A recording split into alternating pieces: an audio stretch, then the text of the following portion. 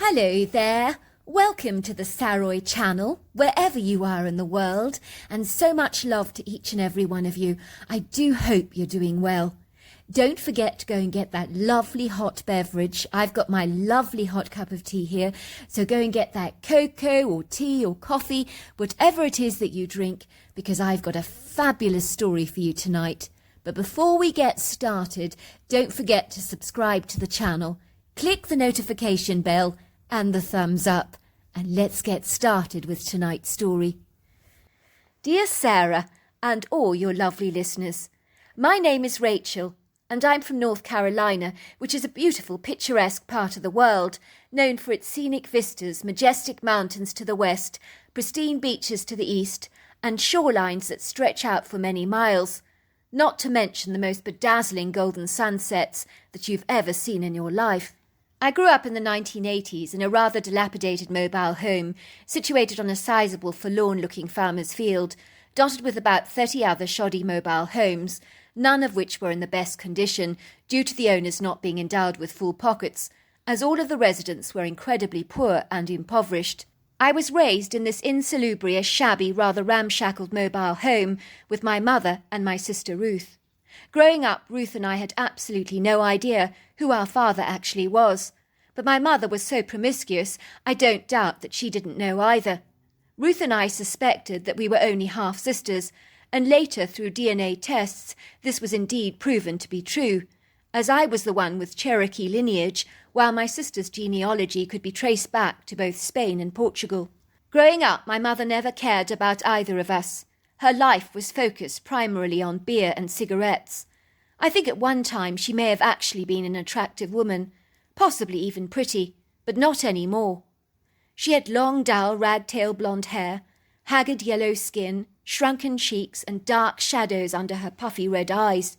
She was skinny and emaciated, and that wasn't surprising, given that she only dined on liquid lunches that consisted primarily of beer morning, noon, and night, as she barely ate a thing, for solid food, it would seem, was of little interest to her. I always remember her going to the store with a big trolley in her hands and filling it up with beers and packets of cigarettes.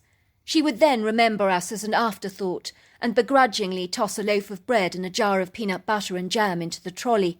Very often as young children we would go hungry, so we would amble over to Mrs. Rivers' mobile home and ask her if she had a bite for us to eat. Old Mrs. Rivers was a kind elderly lady. She was eager to put food into our hungry bellies, and she would plate us up large portions of macaroni cheese or meatloaf, and it's thanks to her my sister and I actually got to eat. I remember she was never afraid to tell my mother what she thought of her. "You're a waste of space, Nellie," she would shout. "You need to feed those children of yours instead of your belly with all those beers. Growing children need nutrients and vitamins. You should be ashamed of yourself." My mother, holding a drink of beer in one hand and a cigarette in another, would spit on the ground at Mrs. Rivers in contempt and make her way back to the trailer. It was common to find my mother with a new man 3 or 4 times a week, usually in the evenings.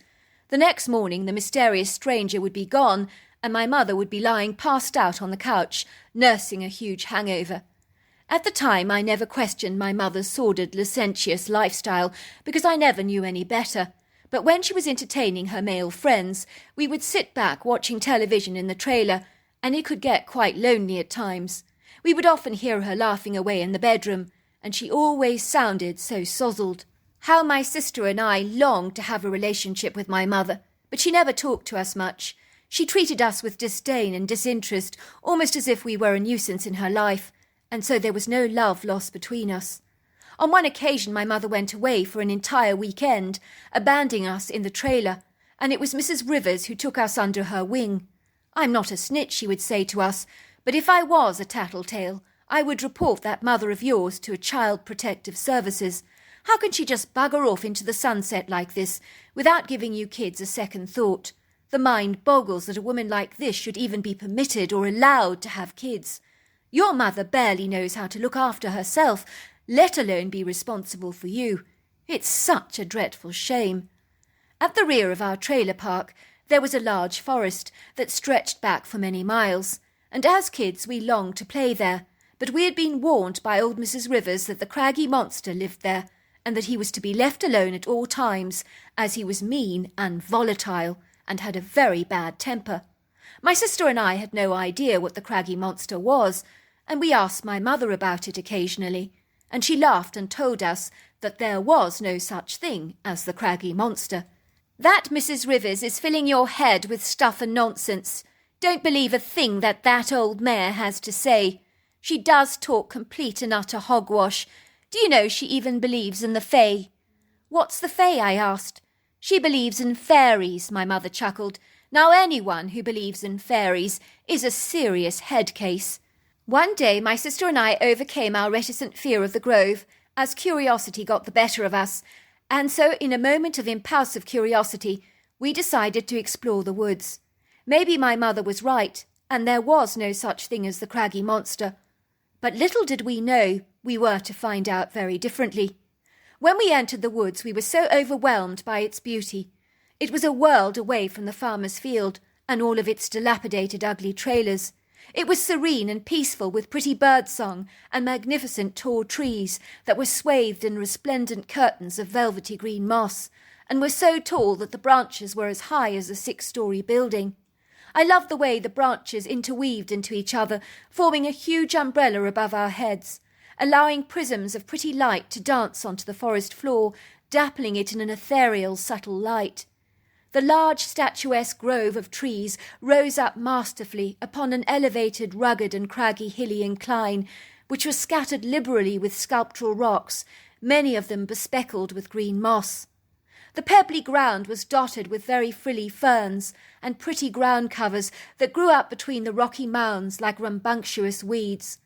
The cherry on the cake for us was a pretty little silvery stream, scattered with smooth river pebbles and large shapely boulders that zigzagged through the valley.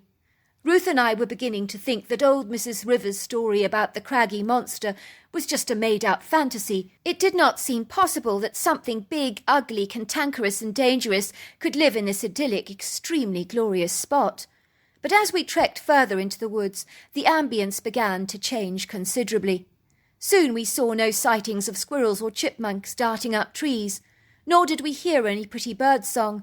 In fact, on the contrary, not to put too fine a point on it, the place seemed deathly quiet and exceedingly unsettling, so much so that the hair on the back of my neck stood up on end, and I began to feel distinctly unsettled and discomposed, as something just did not feel right.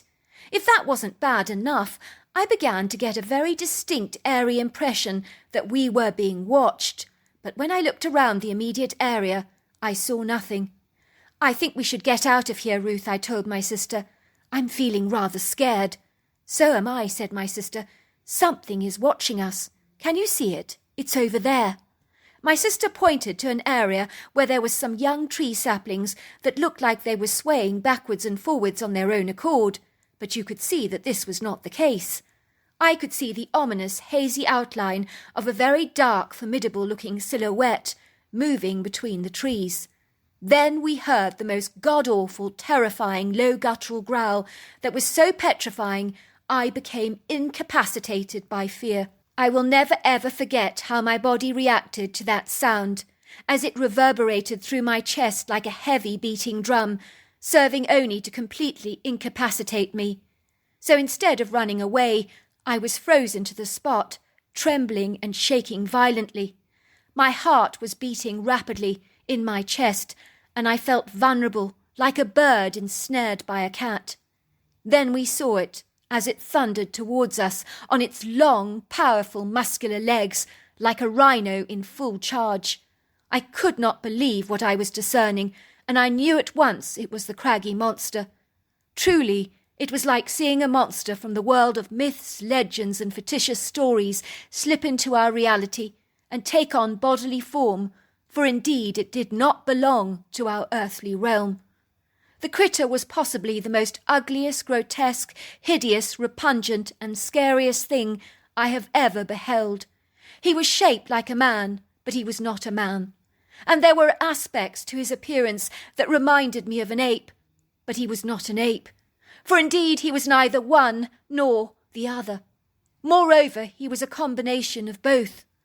This colossal critter of note was taller than our trailer door and wider, with overlong arms and a substantial pyramid-shaped head that folded seamlessly into the most humongous broad shoulders that I have ever beheld.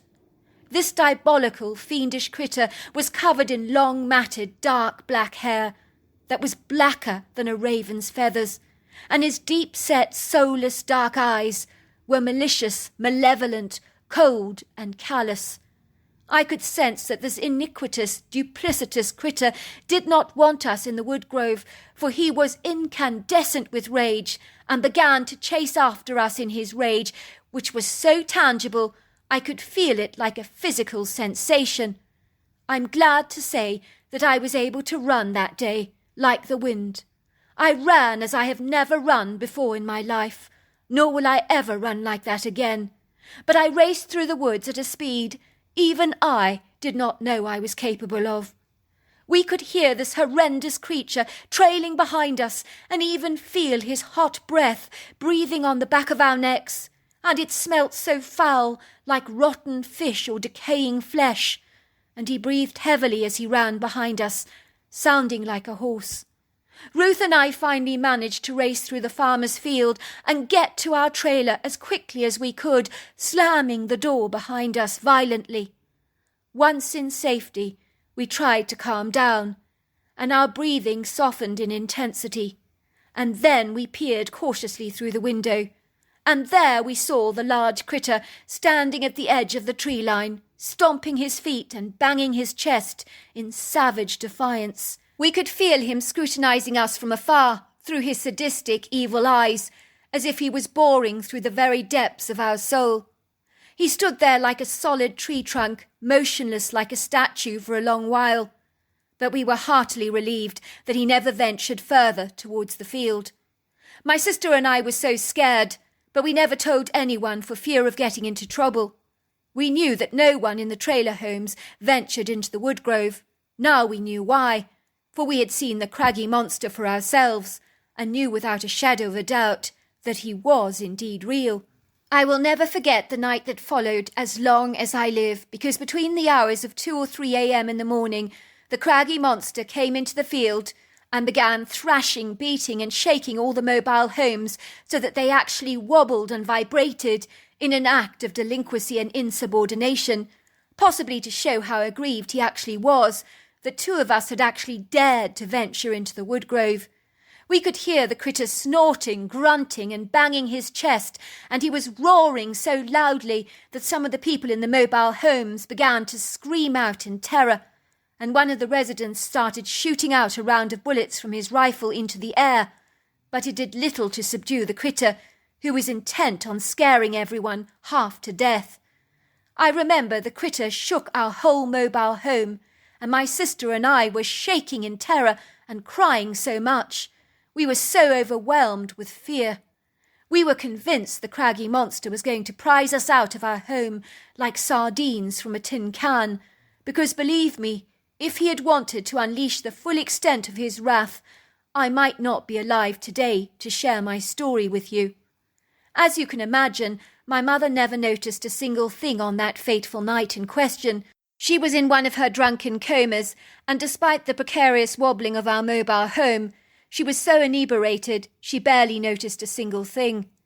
The next morning Mrs. Rivers was less than pleased with the both of us, and gave us a staunch telling off, because she knew the previous night's events, and the angry attack on our mobile home was because someone had dared to venture into the craggy monster's territory, and she guessed it was us kids up to no good. "You went into the wood grove, didn't you?" We hung our heads in shame and nodded. "I told you to leave the craggy monster alone. The wood grove is his territory. We need to respect that. You're lucky he didn't make an example of the both of you. You could have both been killed. Do you realise that?" "Is he going to come back again tonight?" I asked, growing incredibly alarmed. "It's unlikely," said Mrs. Rivers. "The craggy monster was making a statement. He was re-establishing his boundaries, making sure we fully understand and respect that the wood grove belongs to him. Provide we respect and understand that, he will leave us alone." Thankfully, in the weeks and months that followed, they were uneventful, and Ruth and I stayed well clear of the woodgrove, always mindful of the dreadful beast that lived within its mist. However, that all changed one night when my mother, who was rather tipsy at the time, brought home a man called Rolf that she'd been seeing for a long while, for a romantic rendezvous. I could tell that my mother really liked Rolf. She behaved very differently with him, and seemed so drawn to him, beyond just physical attraction. Rolf and my mother were behaving like a couple of lovebirds, and were staring into each other's eyes like besotted puppy dogs. In a gesture of romantic indulgence, Ralph had actually brought a huge basket along with him, full of all kinds of delicious goodies, including a bottle of champagne and a large folded-up picnic rug. This never happened, so I knew this man was rather smitten with my mother, as he treated her like a princess, and brought her generous gifts of flowers, chocolates, and expensive perfume. From what I'd learnt, Rolf was a long-distance lorry driver who was looking for a lot more out of life than just a ruffle in the hay. Most of the men my mother encountered never respected or honoured her, but just used her like a worn-out old slipper for a random night of passion, and never were seen or heard from again. But Rolf was exceedingly different. I could tell he genuinely liked and warmed to my mother, and I was sincerely happy for her, because despite everything, she deserved some happiness, and she was still my mother after all. "Let's go and have a picnic in the woods," Rolf suggested to my mother. "It'll be romantic there. It's a full moon. We'll be able to see clearly, and I've got lots of champagne for us." "I love the idea," said my mother. "Let's go." "Can't you take Mummy somewhere else?" I begged. "The craggy monster lives in the woods, and he's really horrible." Ralph let out a loud, deep-throaty laugh. "The craggy monster lives in the woods," he repeated. "You have quite the imagination on you, haven't you, girl? It's quite enchanting, really." "But it's true," insisted my sister Ruth. "The craggy monster is real." Ralph shuffled around in his pocket and handed me a large bunch of cash. "I tell you what," he said. "Why don't you kids order yourselves some pizza and ice cream, while your mother and I go and enjoy an undisturbed, peaceful picnic in the woods under the stars? Did you hear what I said, kids? Undisturbed." It was clear that Mother and Ralph were not going to listen to our warnings, despite my very best efforts, because I knew that the craggy monster was real, but they were clearly not believing me about that. I could tell that Ralph thought I was a silly little kid with an overactive imagination, and it was no use convincing him otherwise.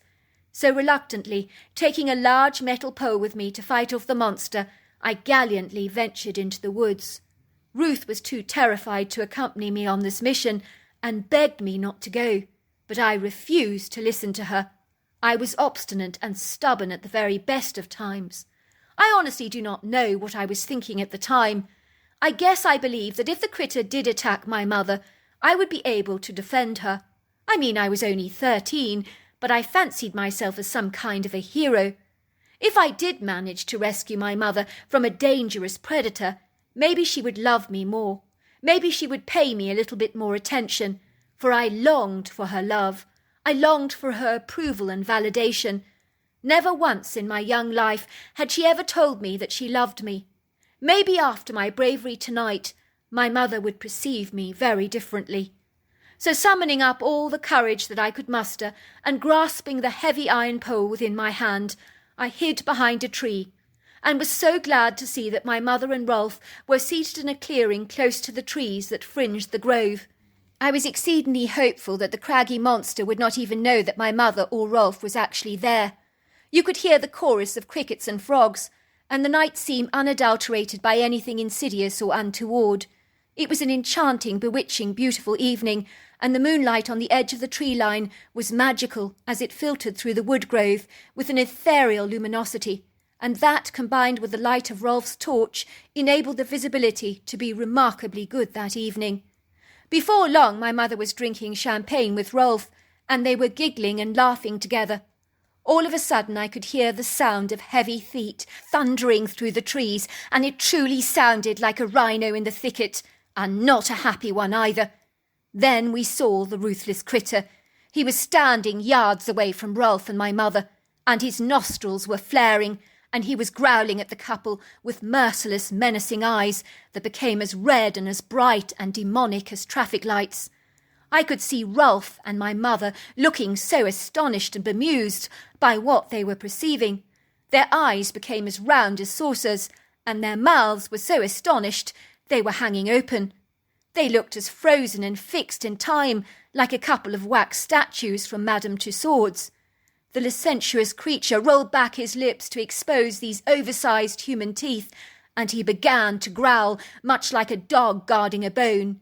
Only this growl was much more aligned with that of a menacing great beast, like a tiger or a lion. "Run!" screamed Ralph, trying to pull my mother up from her seated position. But as he dragged her up with his strong arms, she staggered backwards clumsily, due to her intoxicated state. She just couldn't stand straight, let alone even begin to run. The best thing she could do was manage an awkward stumble, and then she fell backwards onto the ground again. I was hiding behind the tree, shaking so much like a jelly, and I wanted to defend my mother. Believe me, I did, with everything I could, but my courage just dissipated and was vanquished from me in a single instant, only to be hijacked and overtaken by an overwhelming terror that gripped every part of my being. I could feel the warm water dripping down my legs, and I realized in horror and shame that I'd actually wet myself. My heart was pounding in my chest, loudly and fast, so much so that I could hear every single beat. In all my born days, I don't think I've ever felt terror like that before, and I now know what it's like to feel hunted. The immoral critter ran directly towards my mother. Rolf, in his terror, scurried away, much like a frightened rabbit. This monstrous, heinous beast grabbed my mother by the back of her legs, so that she was hanging upside down in his overlong arms. He began to thrash my mother's body violently against a tree trunk, and I could hear all her bones crack. I knew she was dead after the very first blow, but the critter beat her so hard that her body began to fall apart as fingers and hands and pieces of flesh scattered everywhere like blobs of jelly, skin and bone. The critter violently scattered the picnic basket all over the grove in an angry rage, and upon discovering some interesting food items lying on the ground, his anger immediately subsided, and his mood lifted, and he hastily gathered the fruit and the other goodies into the basket and glided into the depths of the wood, no longer to be seen. I sat there behind the tree, frozen to the spot, unable to move, and then finally I made an escape, back to the mobile home where my sister was waiting for me. Fast forward a couple of weeks, and much had transpired. It would seem that the police had frequented the entire area, but the craggy monster was no longer to be found, although I gather that Rolf had informed the police that my mother had been mauled by a bear. But he knew that that was not the truth, and so did I. The medical examiner described my mother's death as a tragic, savage killing from a bear or other wild animal, and we were to learn that her liver was the consistency of butter, as it was so badly impaired by her alcoholic diet. We were informed by the medical examiner that my mother would have not survived past 6 months due to her exceedingly poor health. The police connected with my grandmother, whom had been looking for us for many years. She did not trust my mother's charge over us. We moved into her beautiful home, which was a world away from our home in the trailer park, where we were sent to great schools and proceeded to live affluent lives, which was quite a transformation. All these years later, I know that the critter that the residents of the trailer park called the craggy monster was in fact a Bigfoot. I look upon the memory of my mother with deep sadness and regret, because although I lived with her for 13 years of my life, I never really knew her, and she made no secret that my sister and I were a deep inconvenience to her. I really think her love of alcohol literally destroyed the very fabric and essence of her life and who she actually was. I'm glad to say that Ruth and I found love with my grandmother, who became like the mother that we never had. So there you are. That's my story. Wow, that was an incredible story. Until next time, goodbye and good night.